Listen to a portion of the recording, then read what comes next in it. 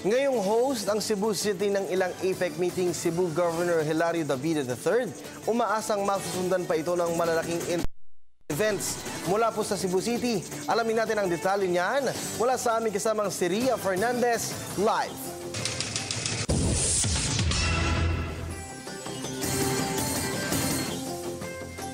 Kirby, bagamat maraming hamon ang hinarap, nais pa rin ni Cebu Governor Hilario David III na masundan pa ang APEC meetings dito sa Cebu City ng iba pang international events. Sa katunayan ay inaantabayanan na lamang nila yung overall assessment ng APEC Cebu para malaman nila kung aling mga aspekto pa ang dapat nilang pagbutihin.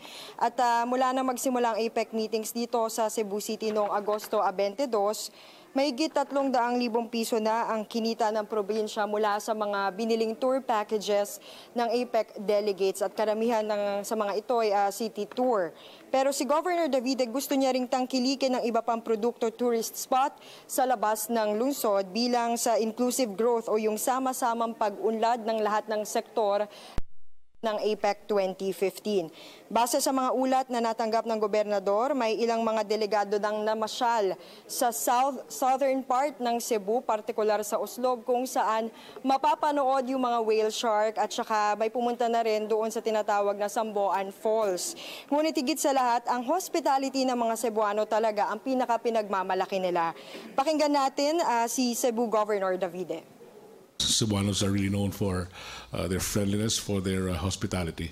So we hope to really show the best of Cebu to the delegates of APEC.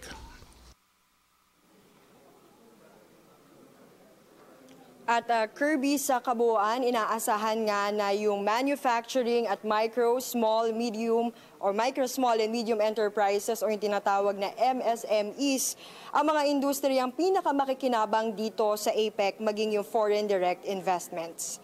At yan ang ating balita para sa APEC 2015 mula sa Cebu City.